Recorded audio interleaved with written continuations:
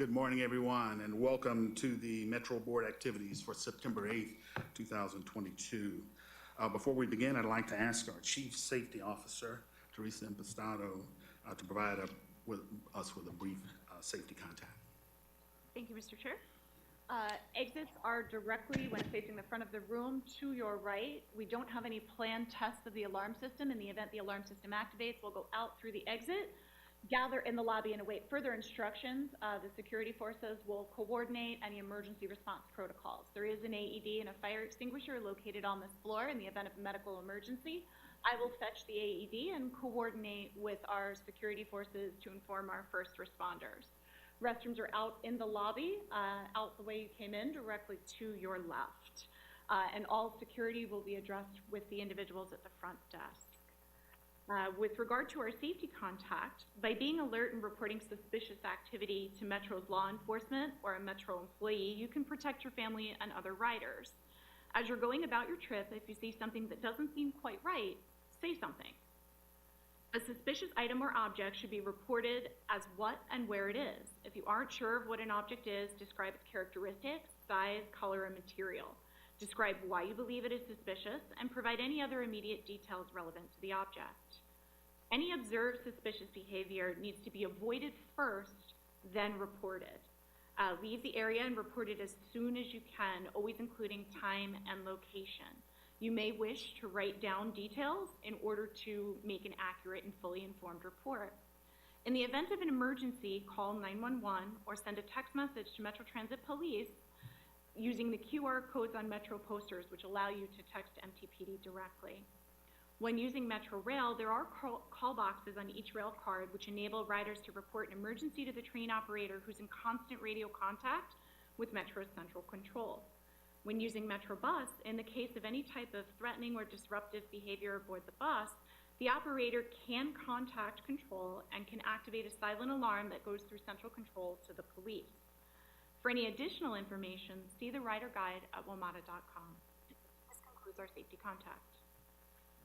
Thank you, Ms. Impastato. And welcome to today's Safety and Operations Brief, or excuse me, Safety and Operations Committee.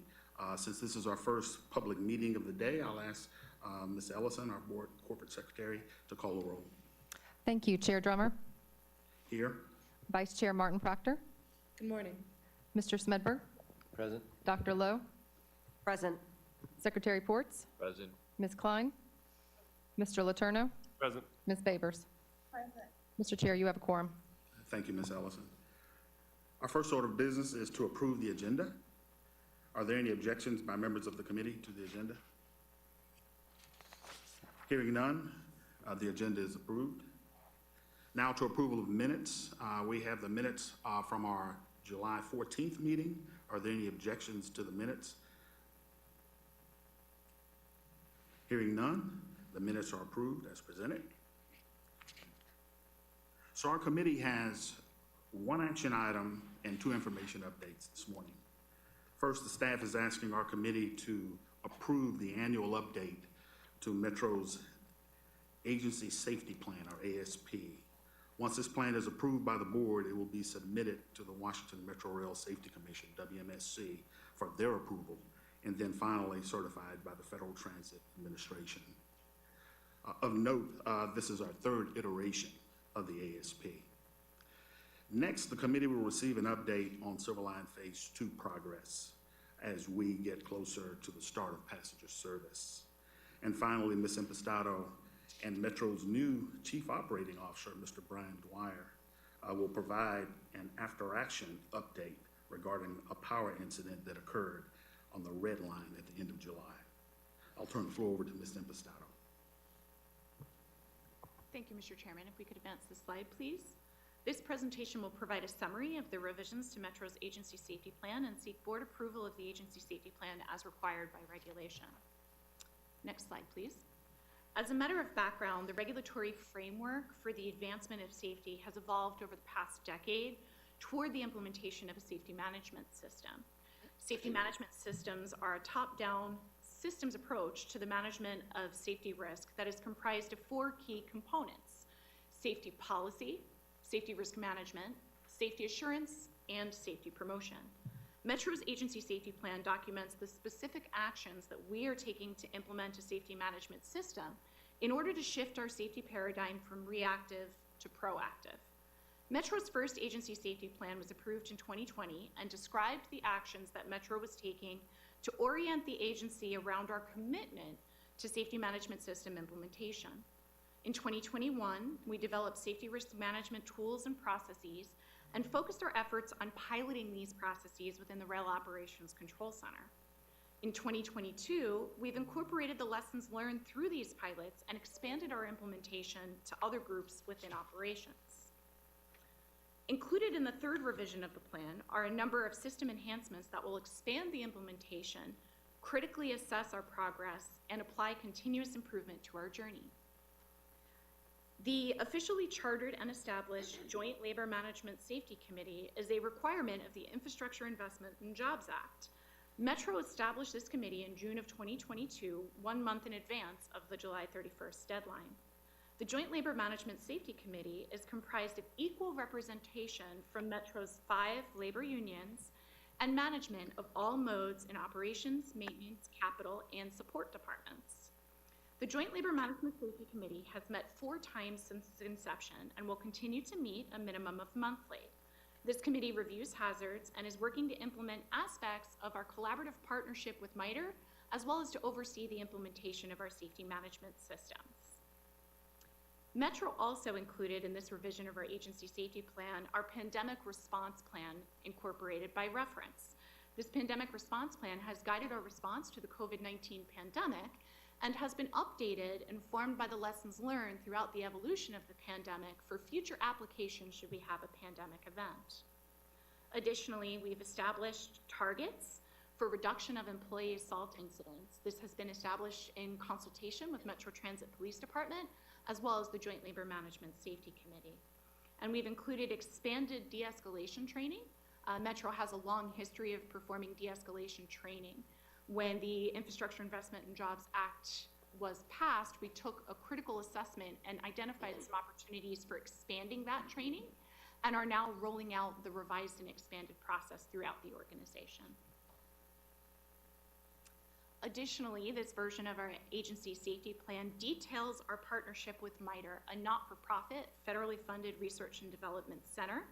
MITRE is supporting the Joint Labor Management Safety Committee, providing guidance and training on safety management systems and offering insights based on their industry experience in other modes of transportation to reduce safety risk and develop innovative solutions to safety problems.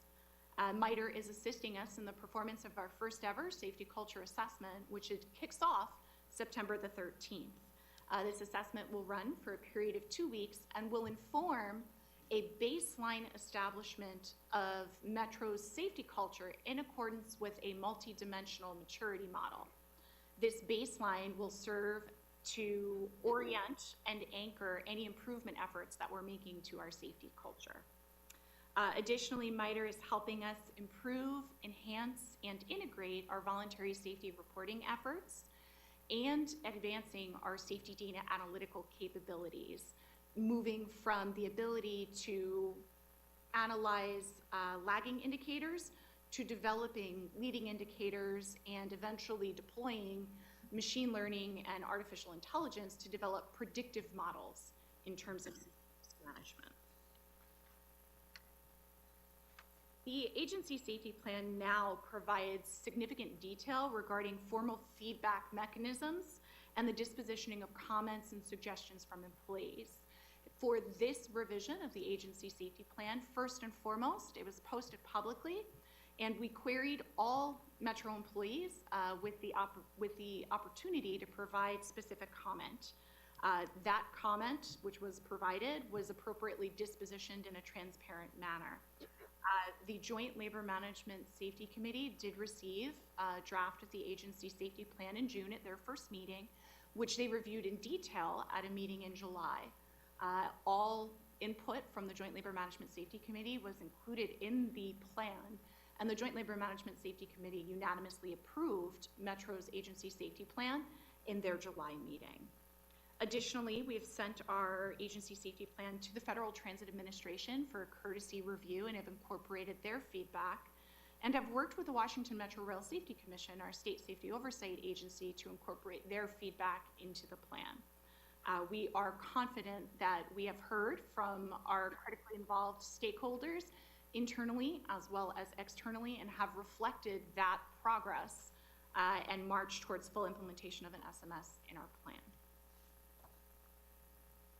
With regard to our timeline for the agency safety plan, we've expanded the timeline for review, beginning the process for review this year in May, looking at internal reviews, updates, revisions, and annotations that included the enhancements to our plan. We are now at the point where the revisions have been finalized. We've reviewed with the Washington Metro Rail Safety Commission and have received conditional approval for the current version of the agency safety plan that's been presented to the board. Our next steps over the remainder of the year are to receive board review and approval, and then to send the finalized approved version to the Washington Metro Rail Safety Commission for their final review and official approval from their Board of Commissioners, and then to certify our compliance with our agency safety plan to the Federal Transit Administration at the end of the year. With regard to our next steps, we respectfully request that the board consider adopting the current version of the agency safety plan, and we will continue to develop and implement Metro's SMS in accordance with this plan, providing the board regular updates through the board's Safety and Operations Committee. This concludes our presentation, and I'm happy to answer any questions the board may have. Thank you, Ms. Impastato. So I'll start by asking members of the committee if they have any questions or comments. Dr. Moore.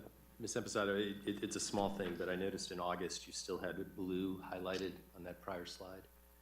Is that, are there other activities there? No, that's completed. Okay, so that should be a gray, and so now we're at approval. Thank you. Dr. Lowe? I have just a few comments. The first is that I am really impressed that with this could just be a formality, it could just be updating, an already long existing document. But I'm really impressed that instead I see real progress in terms of how WMATA is thinking about safety. I wanted to flag in particular just what's most exciting about this from a board perspective for me is the critical assessment metrics that are baked in. I think that WMATA is really entering new territory in terms of being able to measure how we're doing, and that is really huge. So that's very exciting from a board perspective. I also wanted to flag the Joint Labor and Management Committee. And as you think about implementing this plan and how this plan lives going forward, I think this is a really critical piece, not just mandated by the federal government, but also something that addresses the reality of what we go through at WMATA. There's a recent Gallup survey that found that organizations with unionized workforces have lower employee engagement than other organizations, and that one of the consequences of lower employee engagement can be higher safety risks. So that isn't specific to WMATA. That was a national Gallup survey. But what to do about that is to engage labor as a partner in leading on safety. And this framework gives us the structure to do that, but it's only going to happen if we make it real. So I hope that's what's going to happen with implementation going forward. It's incredibly fun and sexy to be able to say, like, we're going to use machine learning to find risks. I'm a data scientist, so that's exciting, that's cool too, but it's some of this more basic nuts and bolts stuff that I think can make the biggest difference for WMATA. Thanks. Yeah, absolutely. I couldn't agree more, and I think the timing really has been advantageous and serendipitous for us, that the time at which we're standing up the Joint Labor Management Safety Committee, which we were working on something to assure co-creation and collaboration with our labor organizations before the Infrastructure Improvement Act came out. We had to take a step back and make sure that we were in full compliance with the provisions, but we had always intended to have direct input from labor. Our Joint Labor Management Safety Committee is actually leading the rollout of our safety culture survey. And they will be tasked with working with Metro Management through the committee mechanism to identify opportunities for improvement and developing tactical actions to improve safety. They're also working very closely, guided by MITRE, on enhancing our voluntary safety reporting programs. We recognize we're only as strong as the culture that reports and identifies safety concerns, and this committee will serve as a cornerstone of that effort, that the individuals that have been engaged and involved in this committee, it's been truly remarkable as a safety professional to see the level of engagement of our labor organizations and the Metro Management team in changing our culture to be more proactive, to encourage reporting, and to see through the reports and disposition the concerns in a transparent manner. So it's really an exciting time to be a part of Metro's safety culture improvement efforts. Thank you for expanding on that. Thank you. Are there any other comments or questions by other board members? Hearing none, I'd like to ask for a motion from a member of the committee to approve this item. So moved, Ms. So moved by Mr. Schmidberg. Can I get a second? Second. Second by Dr. Lowe. Ms. Ellison, can you call the roll? Call the vote. Thank you. Mr. Drummer? Aye. Ms. Martin Proctor? Aye. Mr. Smedberg? Dr. Lowe? Aye. Mr. Chair, the motion passes. Thank you. Thank you very much. At this time, we'll transition to Ms. Impastato for the next update. So good morning, I'm Mr. sorry. Chairman, if it's okay. I'm going to Silverline. start off, but I'm tag error. teaming with my Thank you. colleague. Thank you. Yes, sir. So before providing an update on our operational readiness activities, let me first thank Board Member Letourneau for joining Randy and our team recently out at Dulles Yard. Next slide, please. Pictured here are some of our rail transportation staff, including Director Allison Hall and Superintendent Erica Briggs, who've been preparing interlocking operators there in the tower. I'd note that this was a very meaningful visit, as Mr. Letourneau has supported Metro's extension to Loudoun County, and thanks to his bold actions over the years, seeing trains in this yard and shop is the beginning of realizing that vision of transit providing an economic engine for Loudoun County. We deeply appreciate his support as a county supervisor and a board member. My colleague Teresa will review our safety certification process, and then I will return to talk about next steps in our march to passenger service. So last Thursday, we phased out contractors in the tower, and we now have 17 trained Metro employees moving trains in the yard as interlocking operators. We continue to work with the Airports Authority to address open items, and while testing continues, I want to assure the board that we have found no showstoppers. In the next slide, you'll see we're wrapping up employee selection of Silverline 2 assignments for a total of 450 station managers, train operators, elevator and escalator maintainers, car mechanics, and other staff needed to serve our customers. They're being familiarized with the physical characteristics of the infrastructure and facilities this month, and starting early next month, we will simulate service over 2 weeks to give our team an opportunity to get questions answered and practice new routines. The picture on this slide is from the drill with law enforcement that we conducted at Dulles Yard, our first opportunity to fully exercise incident management jointly with our partners in both Loudoun and Fairfax counties, which Teresa will address more in a moment. The next slide shows our current progress towards Metro accepting extension from the Airport Authority, and in addition to the punch list, the others that are still advancing to green include records and warranties that are typically delivered all at once, right at acceptance, and they are administered by MWA, but warranties, for example, are then transferred to WMATA. And this is typically something that happens all at once and is not a cause for concern in terms of our schedule for delivering the service. Also, just wanted to note for the board, we're getting full cooperation from MWA on these and other items, and that, and on the next slide, you'll see that Teresa is now going to talk about the safety certification process, and then I'll come back to review next steps and answer any questions, Mr. Chairman. Thank you, Lynn. This slide reviews briefly the structure of the safety certification process relative to the turnover once ORD was reached. We've completed our concurrence with MWA's safety and security certification of packages A and B, which govern the safety certification for the mainline stations and Dulles Yard. We've submitted that information as interim and preliminary to the Washington Metro Rail Safety Commission, who continue to walk through the system and participate in Metro's internal rail activation meetings. We are currently progressing safety certification of Metro-led elements, such as automated fare collection, arts and transit, signage and graphics. The bulk of the remaining activities are in our pre-revenue activities, which are training and certification of the Silver Line workforce, as well as the performance of simulated service. The submission of the final safety and security certification documentation for Package A on the main line, Package B in the yard, and Package K, work that has been deferred into the current effort beyond ORD, is underway. Next slide, please.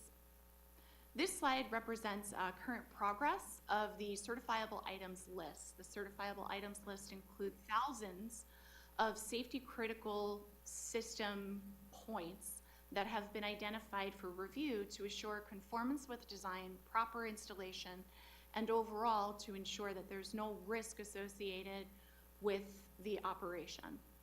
You'll see that the mainline, yard, and automatic fare collection are currently trending 100% complete with regard to the certifiable items list. We do have some remaining certifiable items in signage and graphics, all of which are actively underway, and we don't foresee any concerns or issues that would jeopardize the timely completion of the certifiable items list. Next slide. With regard to workshops and full-scale exercises, Metro has conducted 4 tabletop exercises from December of 2020 through December of 2021. Those 4 exercises those 4 tabletops, informed a workshop and full-scale exercises. The first workshop dealt with maintenance with regard to inclement weather response and snow removal. That was held earlier this year. Additionally, we held exercises with the Dulles Airport station exercises with law enforcement, as well as full-scale exercises in the yard, as well as in the Ashburn station. Those exercises were conducted with first responders in the region. During the COVID-19 pandemic, Metro was forced to change the process with which we were performing drills and full-scale exercises, emphasizing virtual and in-person tabletops versus full deployed exercises. The exercises for the stand-up of the Silver Line represent a step forward in getting in-person input and hands-on experience for our first responders and partners in the region. We are going to hold one additional tabletop exercise that will also incorporate feedback from critical stakeholders, such as Metro's AAC committee. They were also, the AAC has come out and performed an inspection of the stations to assure that they meet accessibility requirements and to provide us some feedback and guidance relative to any concerns and issues that were identified. That took place yesterday.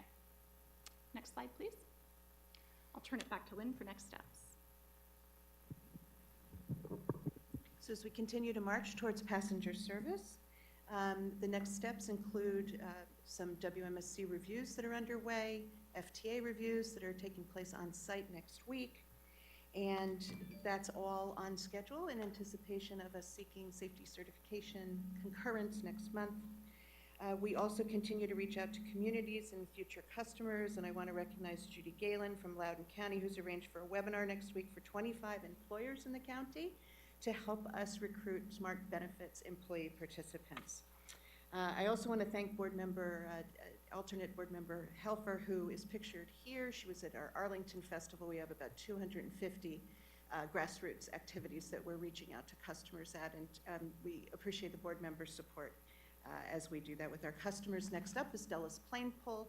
Andy Off, captain of our team, on September 17th. If any of you would like to help us pull a United plane, we would welcome your participation. It is a heck of a way to send the message about the train-plane connection. Andy's up for the challenge. And we need 25 people on the road. So there you have it. That's the next outreach piece. Thank you very much, and open for any questions. Thank you, Ms. Bowersox and Ms. Impastato. Are there any comments or questions from board members? Or, excuse me, committee members? Go ahead. Dr. Lowe?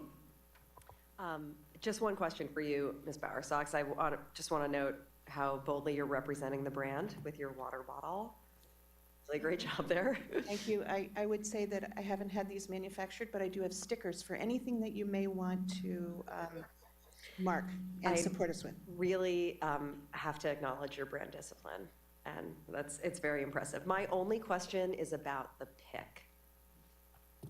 Up until now, in the board briefings when we've talked about the Silver Line, we've been talking about hiring. I just feel like that's most of the information that I've gotten. I know that we also had some kind of one-time exemption with the union in terms of how we were going to staff out the Silver Line. But clearly we also needed a pick. And so I want to just try to understand, like, I'm hearing this 450 staff needed total. Is that we reallocated 450 staff through the pick, or was that a different total? So the 450 is all of the job titles that we need to fill out the Silver Line extension, from a car mechanic to a station manager. Okay. Okay? And so the pick has to have 468, to be precise, people assigned to those jobs in order to operate the extension.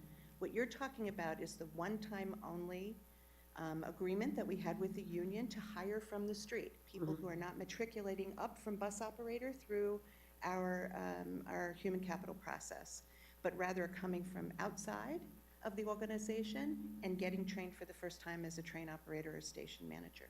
But once trained, those people have the flexibility to pick a job assignment based in compliance with our collective bargaining agreement. So some of them, many of them, will want to be on the Silver Line, that's why they came in, but based on their seniority, they may or may not get their first choice of job assignment. Oh, Does that they're help? in the pick. Yes, ma'am. Okay.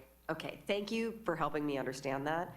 I know that we have a lot of vacancies at WMATA. I saw a banner hanging in the L'Enfant Plaza station saying that we're hiring. And I'm particularly concerned about bus driver vacancies and how that impacts our ability to deliver service.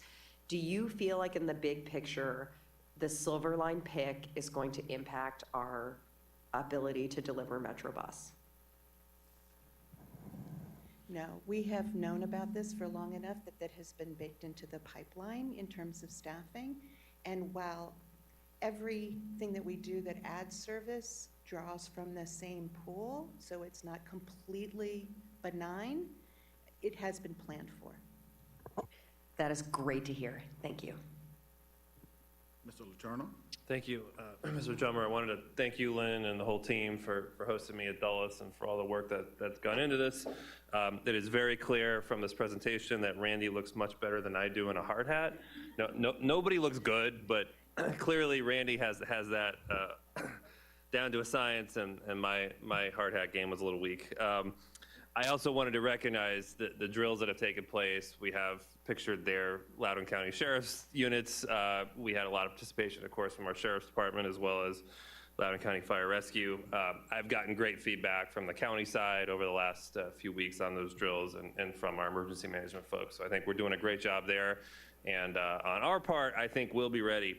Everyone wants to know about timing, obviously, and I'm sure, the second Paul and Randy walk out of this room, they'll be asked, when's the Silver Line going to open?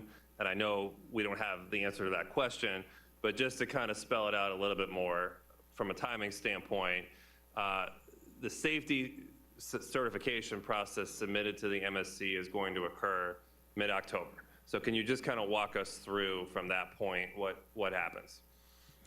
Sure. Thank you, Mr. Letourneau. So our goal operationally is to be prepared in mid-October to seek that concurrence for the safety certification. The safety certification was one of the 10 conditions of acceptance. At that point, we can, Teresa and I and others, go to the general, Brian Dwyer, who's going to change seats with me in a minute, can go to the general manager and say, we recommend that it is time for WMATA to accept the extension into the rail network.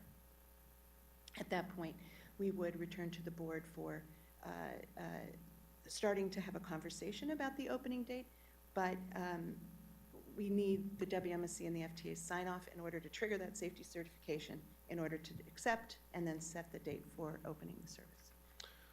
Will we have some degree, though, of a parallel discussion about the opening date? Because obviously, we need time to prepare to open, and we can't wait for the last minute. That is certainly our hope, sir. Okay. But Randy, you are not going to announce an opening date today, and the board, you're not going to ask the board to set one, right?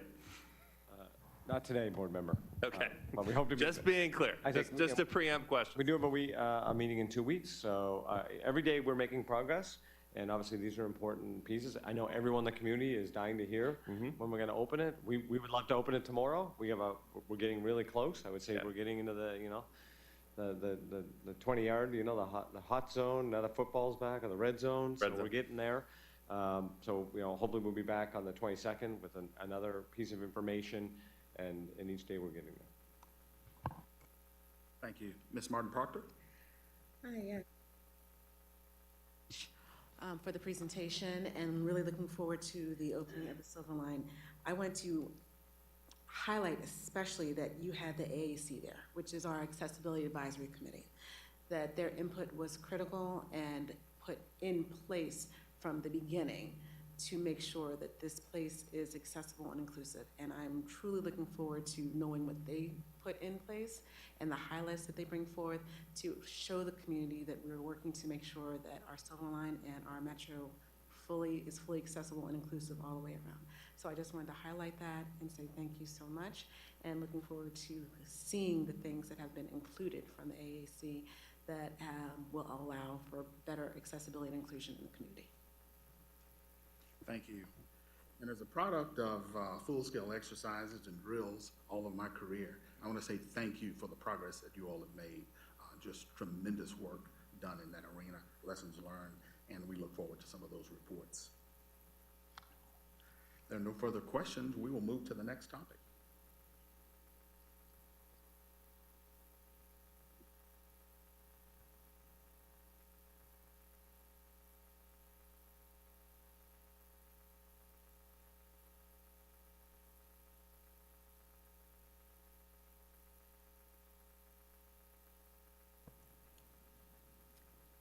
I'd like to stress that the information that will be relayed to the board in this briefing is to be considered preliminary, as the investigation is active and ongoing.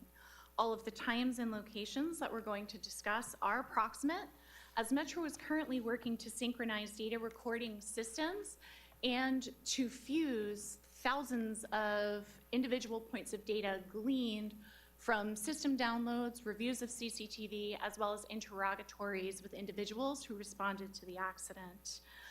Information is subject to change as new data and information is discovered.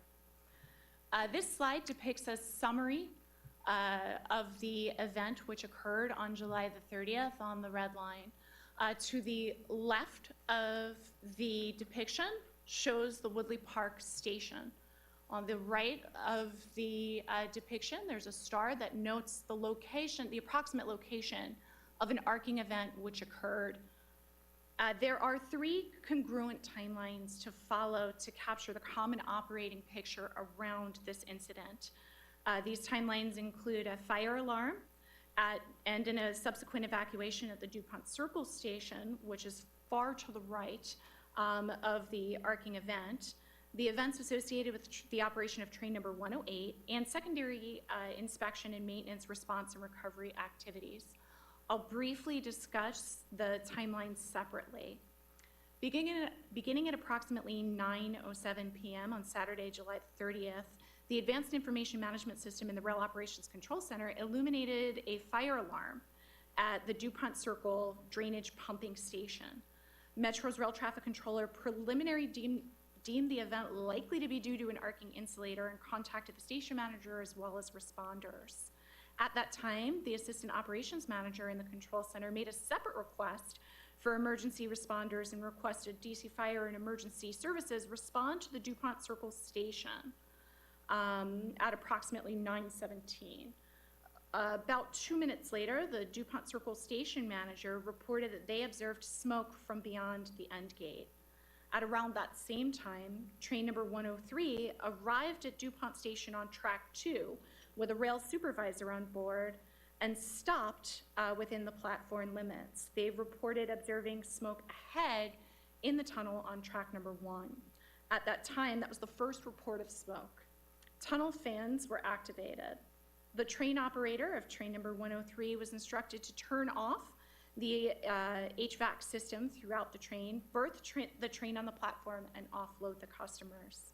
DC Fire and Emergency Services arrived at approximately 9:31, and Metro Transit Police Department responded to the scene to facilitate an evacuation of the station. At this time, no responders entered the roadway to inspect the area, and an incident command system was initiated at approximately 9:32, with the command post located at the north entrance to DuPont Circle Station. While this was occurring at DuPont Circle, train 108 was arriving at Woodley Park Station on track number 1. The rail traffic controller, noting the drainage pumping system alarm, instructed train 108 to hold at Woodley Park Station. However, the train operator did not respond and departed the station. At this point, it's under investigation as to whether or not there was a communications gap with the radio. Train 108 departed in the direction of DuPont Circle Station and traveled approximately 2,000 feet before losing speed commands. The rail traffic controller observed that the loss of speed commands on the train was likely to have been caused by a down track circuit, which was triggered as a response to the alarm in the drainage pumping station. They again attempted to contact the train operator, who responded and advised that they had lost their speed commands. The controller requested them to perform an inspection of the area in which they were, to evaluate the down track circuit, and provided permission for them to proceed to DuPont Circle Station on track 1.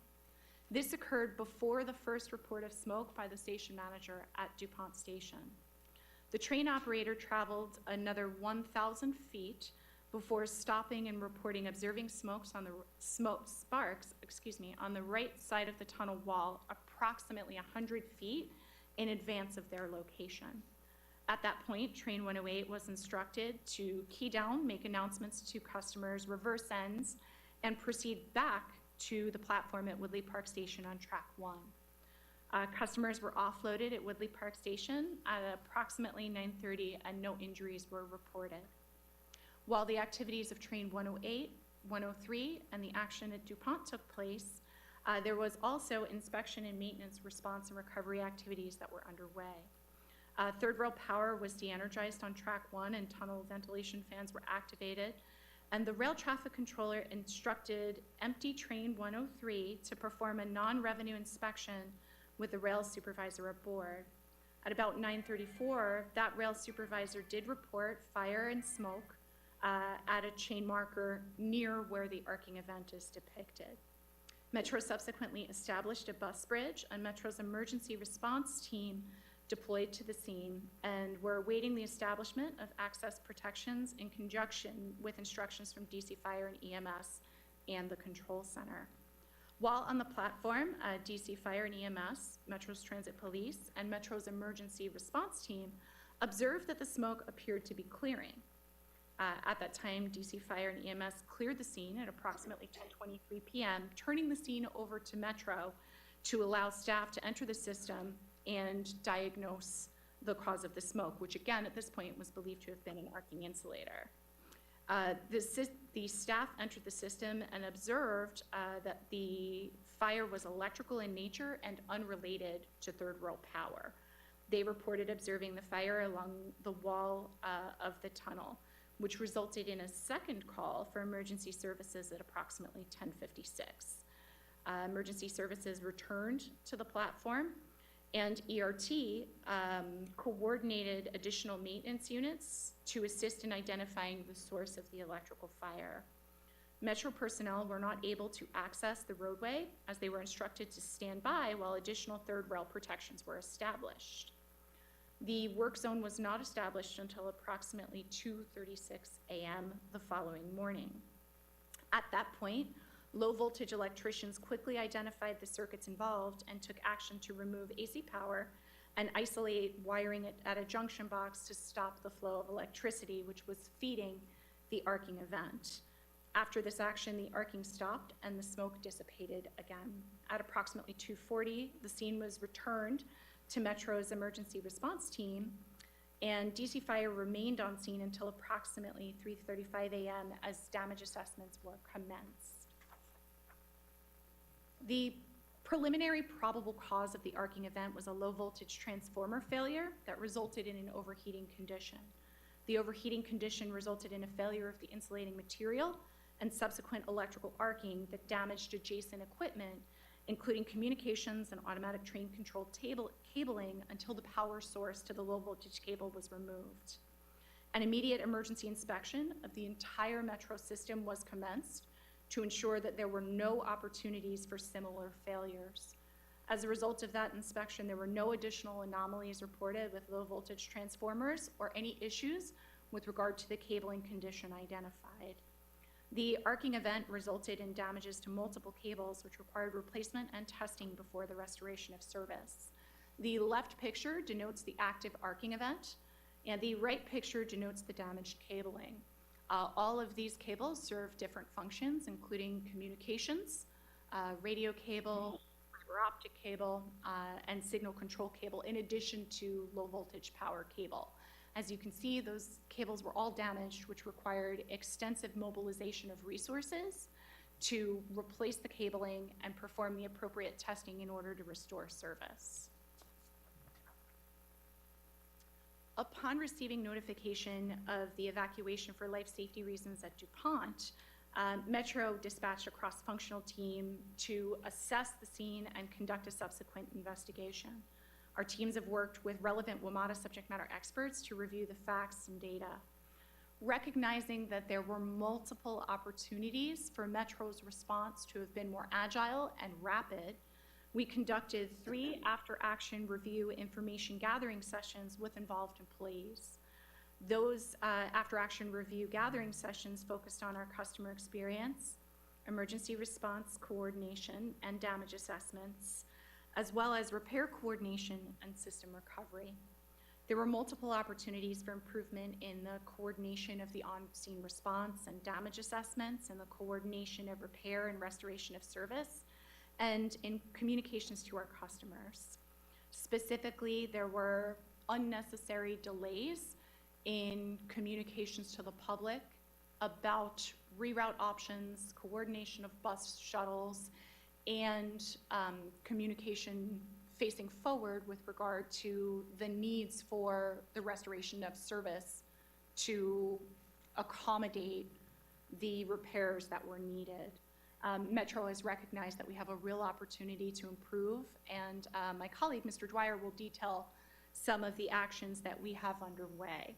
We are conducting a final summary AAR with all of the first responders later this month to further inform process improvements and feed the additional investigatory findings and final determinations.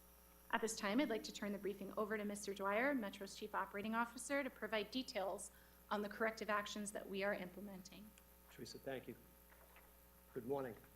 So just with regards to the post-incident actions underway, for the improved communications and quick deployment, bus operations has already set up a list of personnel who will be surge personnel. So when we have an event in process like this or can anticipate one, there'll be immediate calls and emails sent to folks to try to get folks rostered up and ready to come into work. I would say that in a perfect world, it would be wonderful to have folks who could pick into standby positions, et cetera, but I'm sure you can all understand with regards to vehicles and with regards to personnel, it's difficult when we have shortages to have people on standby because those are buses we aren't running in service on a daily basis.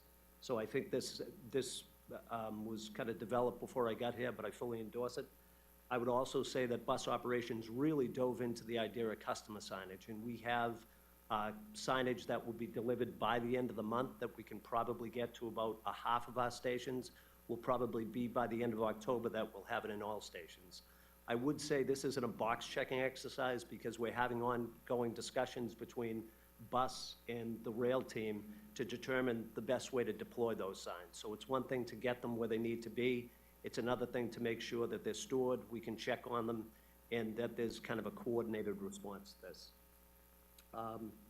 As far as incident response, so Teresa talked about the fact that there was an immediate kind of investigation into low-voltage power supplies throughout the system. We've established a program by which those low-voltage supplies will be checked more in line with what we currently do for high-voltage power supplies. So that has had, at least up to this point, kind of a more robust process by which they're checked. And I think what this revealed is we really need to ensure there's a program for low voltage as well. And we may actually, we haven't fully figured this out, but we may kind of determine a better way to fit that within a department. But that's ongoing, but the idea of the program being in place has already started. And with regards to kind of longer-term fixes, they are longer-term fixes. But I would say, look, I've been here a month, and I've been trying to get out to every emergency I can to see how our customers and how our employees react in those situations. And I think the employees are committed to doing a great job and trying to do everything safely. I do think, just as an observation thus far, we need to integrate our activities in the field between our employees. We need to make sure that every employee we have out there, the vast majority, probably all the employees we have, are looking to do the best job they can from a safety standpoint and from a customer service standpoint. We need to make sure we give them the information and give them the direction they need as far as what they're doing and where they are out there. And I would say that applies not just to direct operating personnel, it applies to every employee we have out there. And as you folks are well aware of the fact, with the amount of employees we have out there, you know, cleaning stations, performing maintenance, being on standby for vehicle issues, we have plenty of folks who we can designate and kind of bring in a pinch and an emergency. So we're really focused on what's the best way to kind of creatively harness all those people and get the right information to customers. I do think that, you know, there has probably been talk before about kind of an integrated control center. We are in the process now of moving that location, and we're really diving into what can we do right now from kind of an architectural and physical standpoint to kind of house those resources together and really look at this more from a command and control structure. That's the physical part of this. There's also the longer term idea of it's great to have people housed together. How do we integrate the processes that we currently have in the BOCC and in the ROC and with the police department? So that's the hard work that we'll be doing in the next number of months. And with regards to the asset management portion, I think I've covered the fact that we have a more robust program in place now to test the low voltage supplies, and we'll continue to vet that to see if it's effective. Okay, if that concludes the presentation, I want to say thank you for such a comprehensive laydown on what happened. And to Randy, to Teresa, and to Brian, I want to extend special thanks to you for your transparency, your teamwork, and for your comprehensive approach in problem solving. Haven't seen this before, and it really pays huge dividends. This is an exercise in tremendous transparency, and I want to say thank you for that. Thank you. And right now, I'll open it up to committee members, and I'll start with Mr. Schneidberg. Thank you, Mr. Chair. I'll just add my name to what Mr. Drummer just said. It is sort of refreshing. And Mr. Dwyer, welcome. Thank you, sir. Thankfully, we have Mr. Letourneau on the board, so we could have as a translator. That's it. I'm sure he's feeling like it. He's at home. He's at home now. So I grew up in Connecticut, so I'm a little familiar, but we may need Mr. Letourneau to translate every now and then.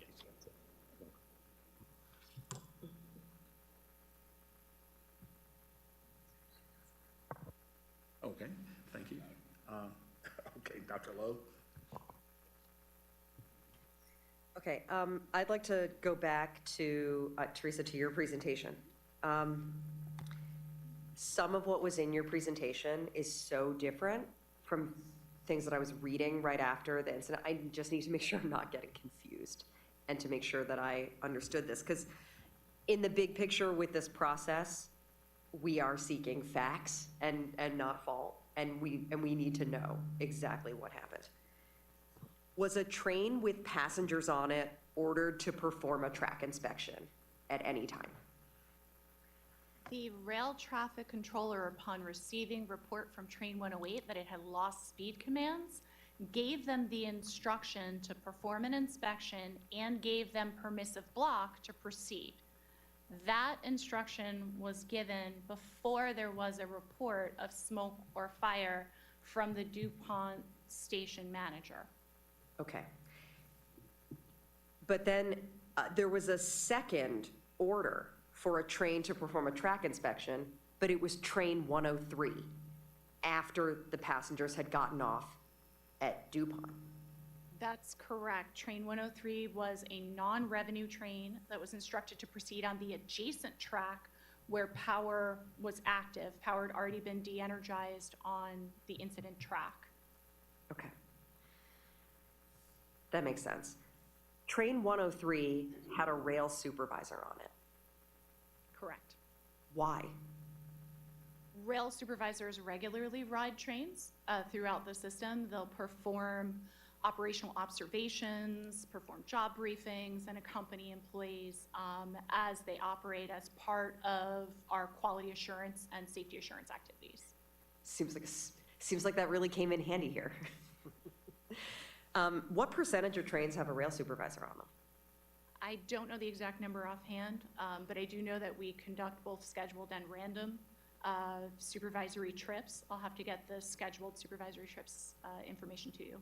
Okay, but it's not some kind of incredible miracle that the rail supervisor just happened to be there when something bad happened, because we're prepared for that. We do have a number of rail supervisors out and about throughout the system throughout the service day. Yeah, it's not a guarantee, but we're working the odds. Okay, that's helpful. Mr. Dwyer, a question for you about, in terms of after action and what the signage piece in particular. I feel like I've been asking for better communication with customers as they enter the system in terms of signage, like from the first day I got on the board. So I'm like crying with relief to hear that even if this is what it takes to get action on that, that it's going to happen. My husband actually boarded the morning after the incident and didn't know about the bus bridge in advance. He was able to like get in the system and get on a train like without realizing that anything was wrong. The board did receive a complaint after that happened. So we could address that, that'd be great. Rightfully so, yes. Yeah.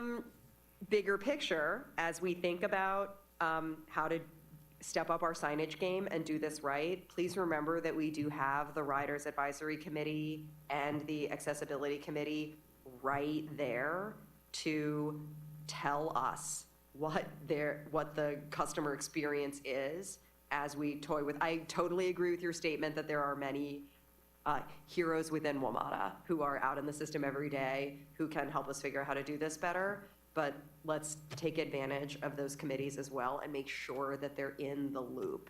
Could not agree with you more. We were actually here with the Riders Committee last night, and we're attending the next Access Committee. I think it's next week that it will be. Oh, pardon me. I'm awfully sorry, folks. I got to get used to the mic. And I know everybody's confused with the accent. We attended the Riders Committee last night here. We had a great discussion because I really think, I don't want to steal Mr. Clark's thunder, but it was really about using these folks for what they're here for and engaging them and kind of, if we need to get them tours, if they have questions for us, if there's, they're here representing our customers. And I know that may sound trite, but we want to take full advantage of that. And I think we had a number of staff here. We were trying to tell them, we want to hear from you because it's really critical for us to get that insight so we can try to serve the customers better. We have our first meeting with the Access Group next week. We've talked to Christian about that a number of times, and I will say, my first job at the trains at the MBTA was in our system-wide accessibility office, and it was during the key station plan and the ADA just being rolled out, so that's something I'm really passionate about. And Christian and his team do great work here, and we're anxious to kind of hear from them. And we have a number of parties who are on both committees, so we actually had a brief discussion about that last night as well. But I could not agree with you more. Okay, that's great. As a point of order, my dad is from Massachusetts, so Oh. you're speaking my language. I do just want to clarify, though, that I don't just mean like go to committee meetings. Don't just be on Zoom with them or sit in a room with them. Go get RAC members to go to stations with you and show you what their experience is like when they enter the system.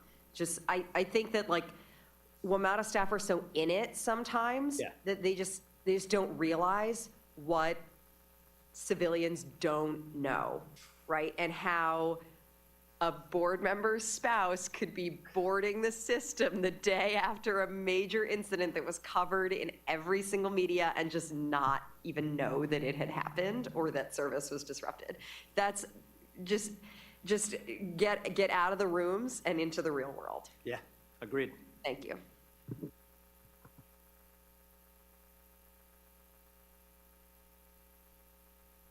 Thanks, Mr. Dripper. Just real quick, two quick things. Back on train 108.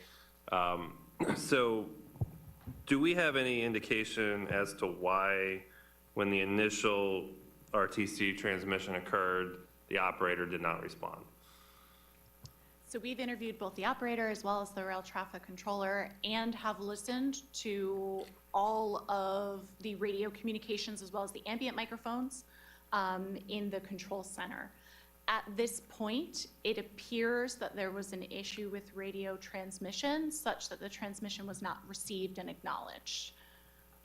The train operator reported that they did not hear that instruction, and there is ambient discussion within the control center from the rail traffic controller saying that they believe the train may not have heard them. Okay. Not necessarily mechanical or equipment failure, just course of business kind of ambient noise that made it difficult to hear. Possibly. We are looking into the radio communication in the area. There are areas in the system where intermittently there are radio failures. It does happen, and it may have happened in this case. As I said, we're still learning very much every day. We just didn't want to wait before informing the board of what Yep. we've learned thus far. The other thing, real quickly, I think is actually, I wanted to make sure we put a finer point on what you said, Mr. Dwyer, at the end about integrating sort of command operations, because I think that's a really important point that deserves some attention and maybe another discussion. But the concept would be to basically put, you know, all of the functionality of safety, emergency response, all that in sort of one place with rail operations and bus operations. Yeah, and I would say that it would not only be the control center function, but actually trying to coordinate that in the field as well. Because I think right now, I've probably gone out in the field for specific events, probably about 5 times in the last month since I've been here. And again, I can't stress enough, we have folks out there who are trying to do what they believe they should do.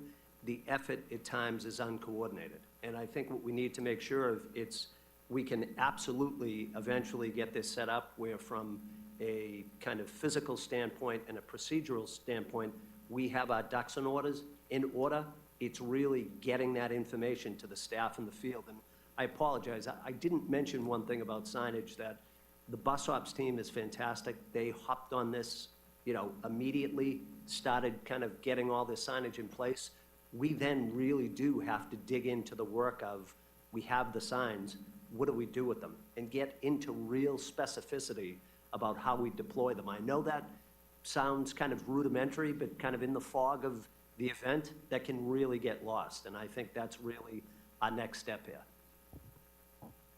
Thank you. Secretary Ports? Yeah, thank you, Mr. Chairman. Teresa, I want to thank you, first of all, for starting out your presentation saying that you don't have all the information that you're disseminating that now, because having been involved in many, many emergency operations, myself, whether it be at the port, airport, rail, bus, et cetera, I always found out that early information was wrong, okay? And that's usually what I tell my governor, first off, talk about the incident, but you tell him that early information's wrong and that you need to dig in later. So I really appreciate the fact that you're doing that. I also want to thank Randy, especially for the transparency and getting the word out to all the board members immediately, and your team, of course, getting information and constantly keeping us updated. I've not seen that kind of recognition before, and I really appreciate that. Randy, I know I sent you a note on that during the incident, and really appreciate that transparency. On the safety side, I do agree that it is every employee's obligation for safety. And what I've learned in being in the utility industry, which is highly regulated, we used to do walk-arounds with a supervisor and an employee every week and look for those physical barriers, those physical things that are wrong, and also talk about the behavioral things that may have occurred as to why those things are in the wrong place, you know. And I think it's really important that you have a structure where supervisors, I'm talking about first line supervisors, would take a random employee or two now and then and walk the stations and look at each of these facilities so that they understand the importance that they play in safety. I think it's paramount that we do that. And it sounds to me, at first glance, that many things went well during this incident. There may have been a few gaps. We heard one. I'm just going to jokingly say, Tracy, that there's a communication gap in your family there. But there are communication breakdowns in any incident. As you're living them, they're sometimes challenging. And I understand that from an emergency management standpoint. But I think the key is to learn from it and disseminate that information to all the employees throughout the organization through what we used to call tailgates. Agreed. Or any kind of meeting that you would have on a regular basis. And I think updates like that would be great. So with that, thank you, Mr. Chairman. Thank you. Any comments or questions by any other board members? If I could quickly respond. I Sure. couldn't agree more. I did want to emphasize to folks that this, part of why we wanted to brief was not just transparency, but also an acknowledgement of the level of complexity associated with Metro's response. That you had 3 simultaneous types of events that were occurring, and we're recognizing that we have significant opportunities for improvement here, that we did not perform the way in which we're satisfied with, and that we're really taking that to heart and working internally to dig into all of the opportunities for improvement, looking at timelines and missed opportunities for synchronization and coordination that led to unnecessary delays. And we're committed to doing better with each successive incident response. Thank you. And there is no substitute for the work done in this incident, so thank you very much and continue that progress.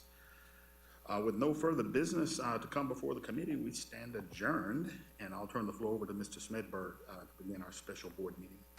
Thank you, Mr. Chair. Good morning, everyone. I'm Paul Smedberg, Chair of the WMATA Board. Thank you for being here today for the special board meeting. Since we just called roll at our previous meeting, we'll move right to the one item on today's agenda. The Code of Ethics for members of the WMATA Board of Directors provides that a member may participate in a manner notwithstanding a conflict of interest after obtaining a recommendation from the ethics officer by making a declaration that he or she is able to participate fairly and objectively in the interest of WMATA, which is effective upon concurrence by the board. Board member Don Drummer has disclosed that he accepted an invitation to meet with the EV Bus Coalition members. The EV Bus Coalition advocates, among other things, for an acceleration of WMATA's transition to all bus fleets.